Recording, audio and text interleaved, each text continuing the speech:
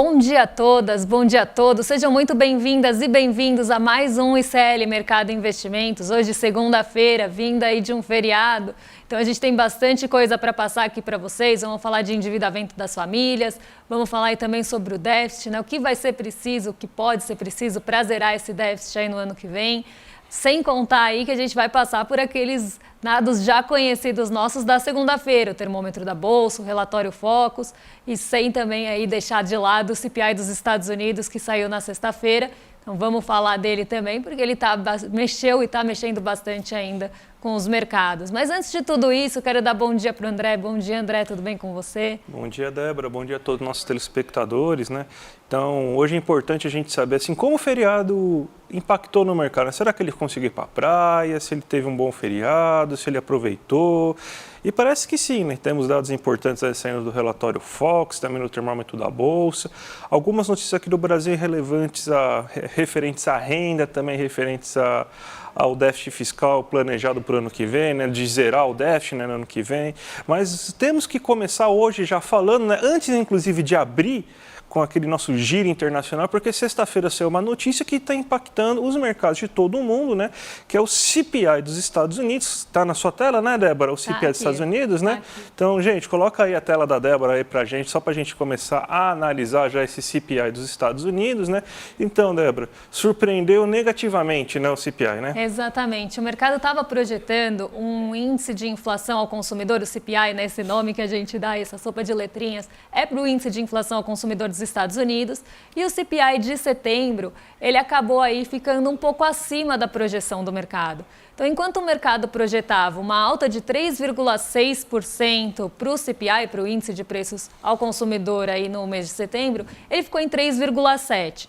Então, ele está desacelerando. Então, quando a gente olha ali o CPI, que é a linha mais escura, né, um roxo mais escuro, quase um azul, a gente vê que ele sai ali de um patamar de 7,7 e cai para 3,7 aí nos últimos 12 meses. Então, ele está desacelerando sim, mas ficou acima das projeções do mercado. A projeção, que é a linha roxa aí, mais clarinha, a gente vê que fica muito próxima aí do CPI real, então as projeções não estavam tão descoladas, e o mesmo acontece nesse mês de setembro. Apesar de ter ficado 0,1% acima, a gente ainda tem aí um CPI próximo à projeção. E lembrando que ele ficou aí no mesmo patamar do mês passado, então ele ficou estável, né? A gente teve um movimento de estabilidade aí no CPI dos Estados Unidos. E esse movimento também foi visto no CPI mensal, né? Ele ficou em 0,4% contra 0,3% esperado aí pelo mercado.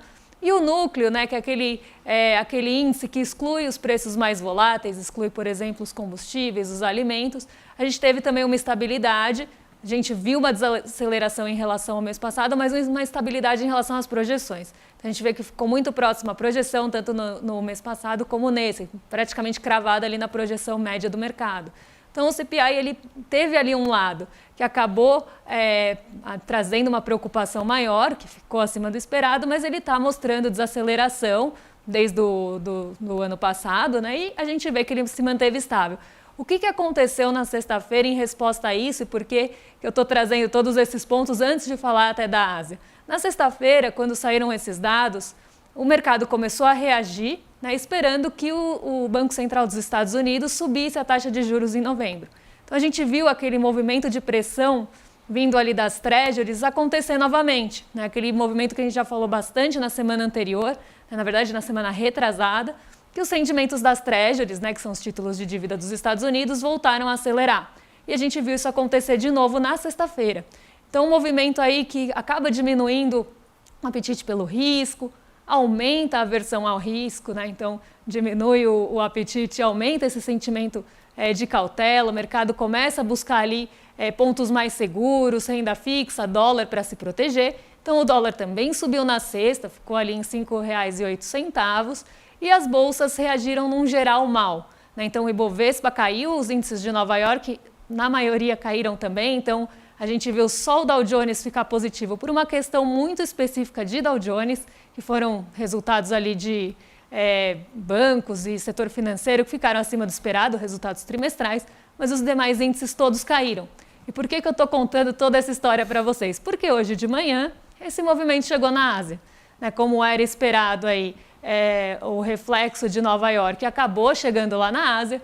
E eu vou colocar aqui na tela para vocês quem que repercutiu mais aí essa queda, né? Então a gente vê aí o Nikkei 225 sendo mais afetado entre os índices asiáticos, porque ele tem ali uma maior sensibilidade a movimentos de Nova York, e aí a gente vê ele caindo 2,03% hoje.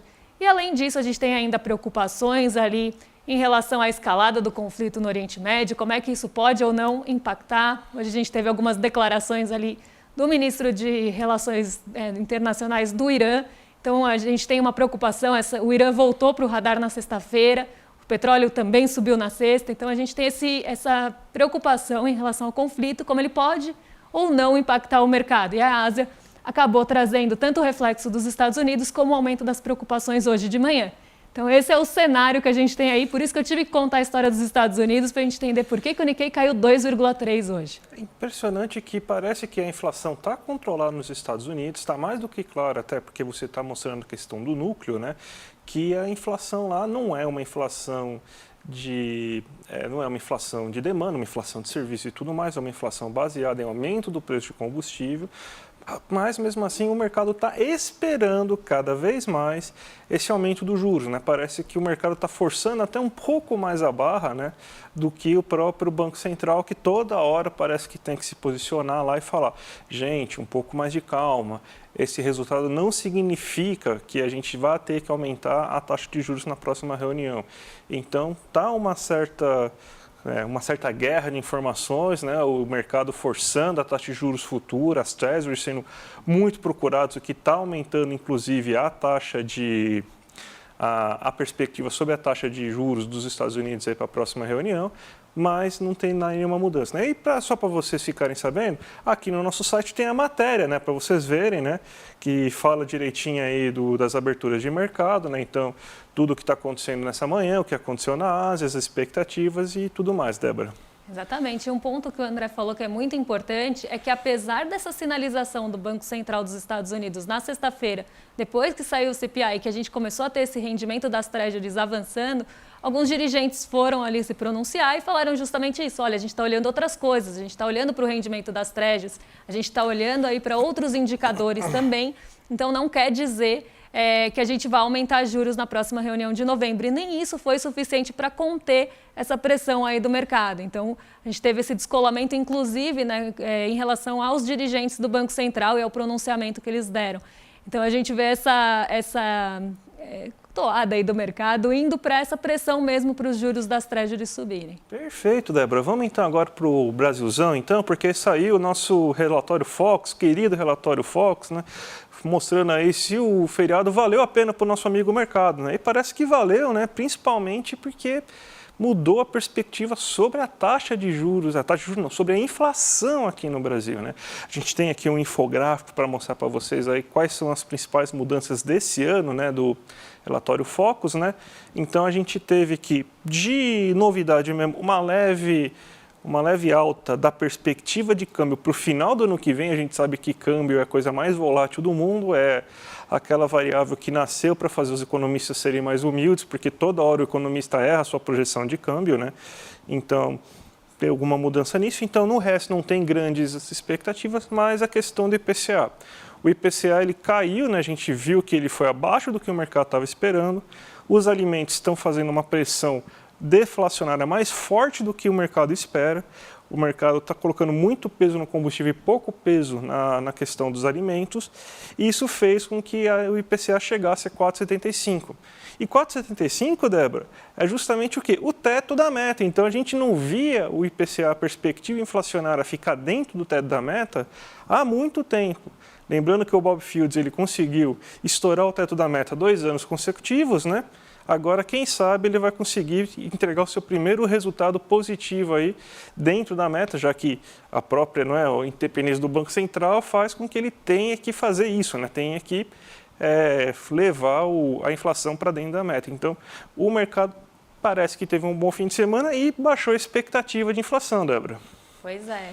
Quem sabe agora, né, as expectativas de inflação se ancorem, né? Algo que o mercado adora falar, Quem sabe agora eles consigam ancorar as expectativas, ter suas expectativas em relação à inflação ancorada, já que chegou aí ao teto da meta.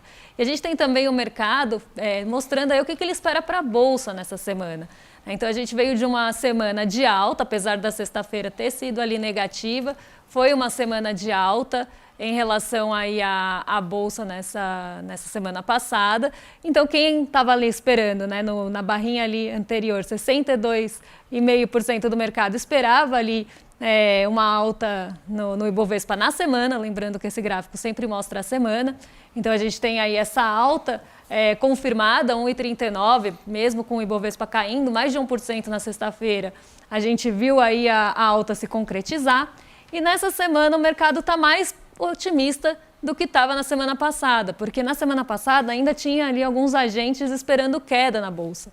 Nessa semana, essa queda, ela desaparece, né? Então, a gente tem ali os agentes esperando, na sua maioria, a alta da Bolsa, alguns agentes ali, 40%, esperando estabilidade e ninguém esperando queda. Então, essa semana deve ser uma semana mais volátil, mas aí o mercado está esperando, está positivo, também está otimista, assim como estava com o Focus, né? Então o mercado acho que teve realmente um bom fim de semana aí, tem aí boas perspectivas tanto para o Focus, né, como para os indicadores macroeconômicos, como também aí para a nossa Bolsa. Então, termômetro aí de Bolsa mostrando perspectiva de alta essa semana. O mercado teve um fim de semana provavelmente melhor que o meu, né? Porque ele está bem animado, né? Redução da inflação dentro da meta, todo mundo esperando que aumente a bolsa semana. Muito, muito que bem, mercado. É bom, mercado feliz aí. A gente está num bom momento de expectativa econômica, o Brasil deve crescer bastante, tem uma inflação baixa, né? Então, o mercado parece estar refletindo um pouco aí desse sentimento aí econômico positivo que está nesse momento. E falando em economia no Brasil, vamos voltar a ele, né, o Haddad, né, porque saiu agora um estudo lá, que a gente colocou inclusive no nosso site, falando sobre o déficit, né? Na verdade, vamos falar antes então desse estudo aqui. Foi surpreendido, mas a gente se dá o jeito aqui, a gente se vira, né? Porque outro estudo que saiu também essa semana, né, então antecipa esse, né, falou sobre a questão de por que a economia brasileira está crescendo no segundo trimestre. O que está fazendo com que a economia brasileira cresça, né, nesse segundo trimestre, né? Justamente esse estudo da renda aí, que está no nosso site aí, que apareceu agora, né? Então, o que aconteceu? Você tem, então, que está sendo puxada pelo que a gente chama aqui, às vezes, de economia urbana, Débora, que é o quê? Serviços, comércio. O primeiro trimestre foi puxado quase que inteiramente pelo agro, né? O agro teve aquele esticão, né? Crescimento de 21% em apenas um trimestre, né? Uma coisa que não vai acontecer todo dia, né? Então foi a questão da safra, mas o segundo semestre já está melhorando por causa da questão da renda dos brasileiros. Você tem um aumento mais de 7% de renda, ou seja, uma renda real, está cobrindo a inflação do período passado. Isso está fazendo com que as pessoas procurem mais serviços, comprem um pouco mais. A gente está vendo, pelo menos o setor de serviços está sendo refletido um pouco mais isso, né? O setor comercial ainda está cambaleando um pouco, né? Não está no melhor dos cenários, mas o setor de serviços está ficando mais aquecido nesse momento.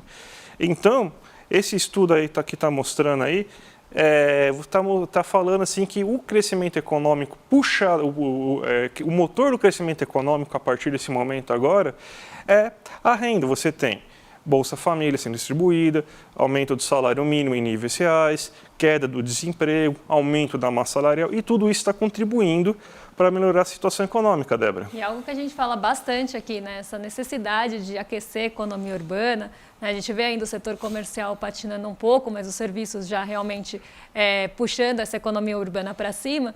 E falando aí em renda, né? Até nesse mesmo assunto, saiu um dado agora, né, na sexta-feira, na verdade foi na quarta-feira à tarde. Fiquei um pouco perdida aí na semana passada por conta do feriado, mas na quarta-feira à tarde saiu um dado, um estudo da CNC, que mostra como é que está aí o endividamento das famílias até setembro.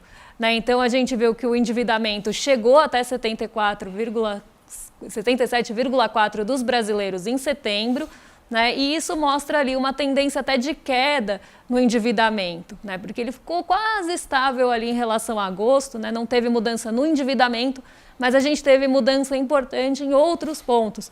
Então eu vou colocar aqui o gráfico para vocês na tela, para vocês acompanharem comigo.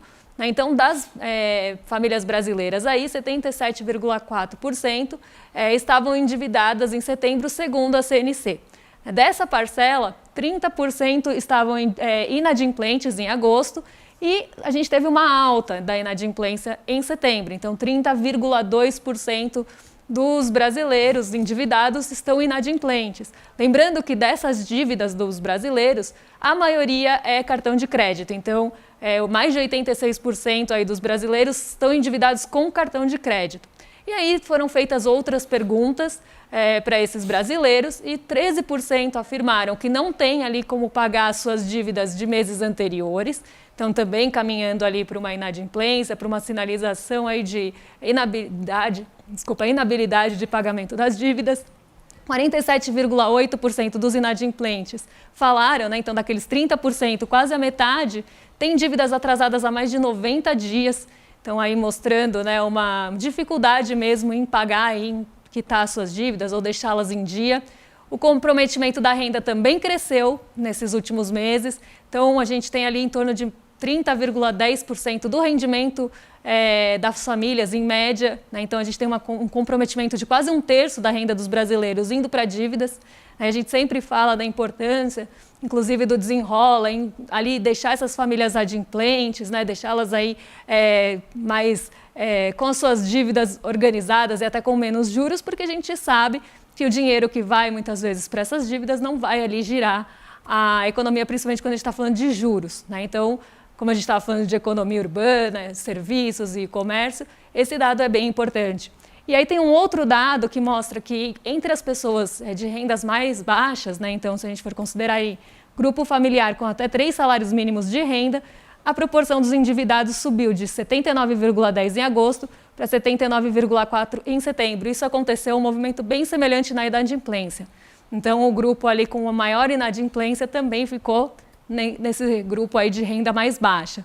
Então esse é o cenário, aí, o raio-x do endividamento das famílias brasileiras agora em setembro. Então, apesar da estabilidade das dívidas, a gente tem um crescimento aí importante da inadimplência. Por isso que a gente sempre fala aqui a importância aí de um programa como o Desenrola e também aí outras medidas, né, como os juros rotativos do cartão, que são um absurdo.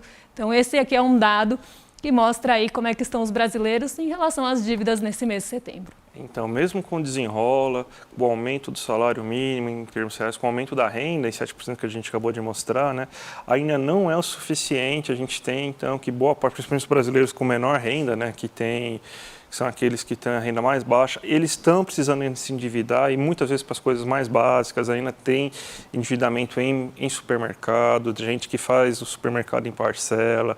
Então, ainda é preciso melhorar. Então, a gente entrou numa bola de neve muito grande e vai demorar para a gente conseguir sair dessa bola de neve. Não que isso não seja histórico. O brasileiro tem um problema histórico de dívida, né, de inadimplência. O que o Eduardo fala muito aqui também nos outros programas é a inadimplência é alta porque o juros é alto. Não é porque o juros é alto porque a inadimplência é alta. Na verdade, o resultado dos juros altos é você ter um alto nível de inadimplência. É óbvio que é isso. Então, é mais ou menos essa situação que o brasileiro está, né, Débora? E esse ponto que você falou é muito importante, né? Porque a gente pode falar, o brasileiro tem um histórico aí de endividamento alto ou de inadimplência alta. Não é porque o brasileiro é caloteiro, não, tá? Não é isso que a gente está falando, muito longe disso. É porque justamente aqui no Brasil a gente tem juros estratosféricos sendo cobrados, né? A gente tem ali no rotativo, né? Agora os bancos estão ali naquela fase de tentar autorregular ali os juros do rotativo. Mas a gente tem bancos aí que cobram mais de 1000% ao ano. Isso é um absurdo. Quando a gente vai para ali juros de cheque especial, que também é algo bem próximo do brasileiro, a gente tem uma média altíssima de mais de 100% ao ano.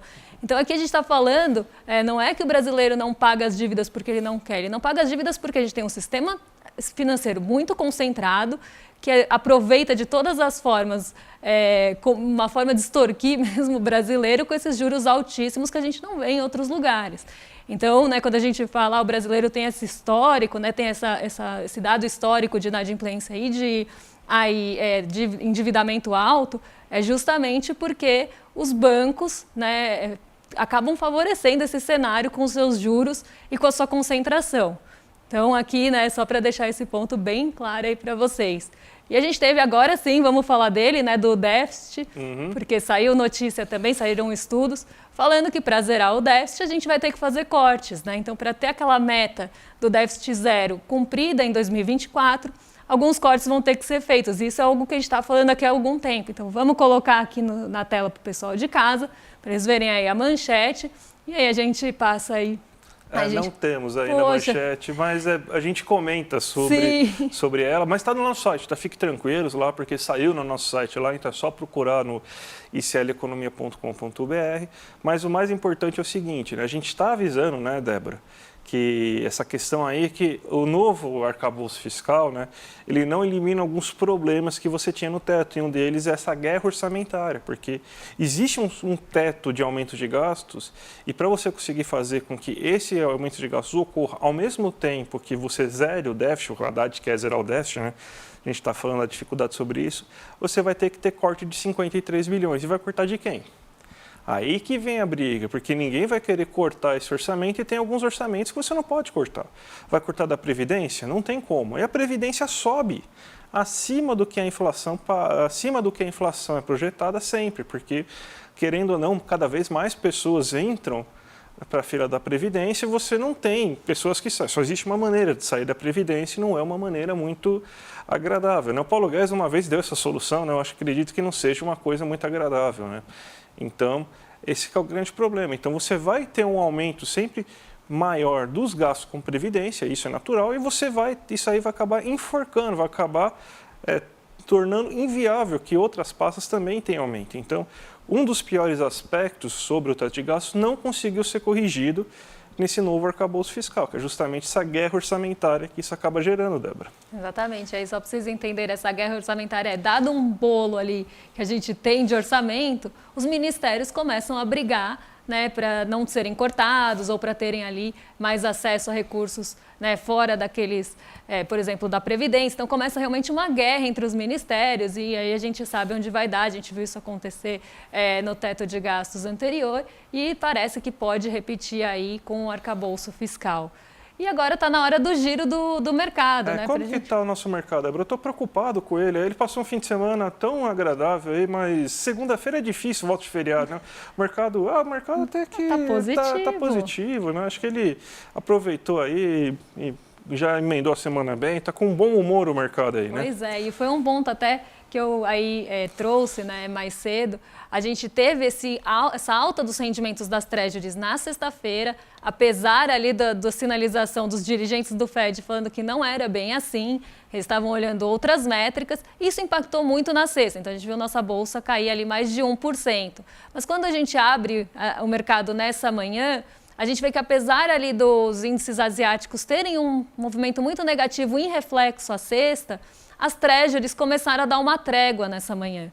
Então a gente vê o Ibovespa já abrindo positivo, né? Ele abriu ali cerca de 0,30 positivo e depois da abertura em Nova York, que veio aí bem forte, a gente viu o Ibovespa seguindo essa alta. E por que o Ibovespa subiu antes da abertura em Nova York? A gente teve a divulgação ali de alguns índices chineses na sexta-feira também, né, na sexta-feira à noite, alguns índices mistos. A gente teve, por exemplo, queda nas importações e exportações da China, mas elas ficaram acima do esperado. Então, a queda foi menos pior aí do que o mercado esperava. Teve aumento na concessão de crédito na China também. Então, hoje de manhã, o mercado de minério de ferro, né, o mercado ali de futuros de minério de ferro, já abriu bem positivo, mais de 2% de alta no minério de ferro em Dalian, na China. E aí a gente vê esse movimento já começando pela manhã de algumas empresas ligadas à siderurgia, à mineração, puxando o Ibovespa antes da abertura em Nova York. Quando vem a abertura em Nova York positiva, como vocês estão vendo aí na tela, esse movimento puxa ainda mais nosso índice para cima. A gente vê que o EWZ, que é a nossa bolsa cotada em Nova York, também sobe, e o dólar está caindo. Então, o movimento que a gente viu daquela esticada do dólar por conta das treasuries já está voltando.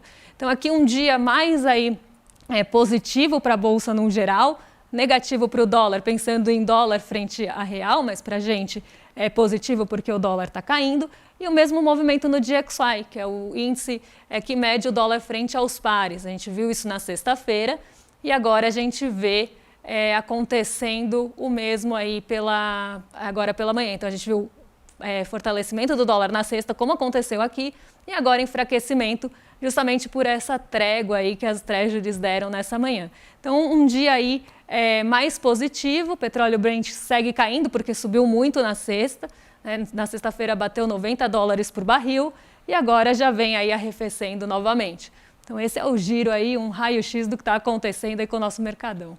O mercado está melhor do que eu imaginava, viu? Depois de um feriado, geralmente o mercado acorda com aquela ressaca lá, mas não, o mercado parece que aproveitou bem aí e conseguiu descansar nesse domingão, né? E Débora, você tem alguns recados aí pra gente, né? Porque logo depois do nosso programa aqui a gente já pede para vocês continuarem aqui, né? Porque tem evento aqui também importante aí para os nossos telespectadores, Débora. Exatamente, vocês podem ficar ligados aí, porque na sequência, né, logo depois aqui do nosso mercado de investimentos, a gente vai ter, né, um evento, né, que foi até gravado ontem, né, foi na verdade transmitido ao vivo ontem, foi traduzido para vocês. Então a gente vai ter aí o evento Palestina e Israel depois de 7 de outubro.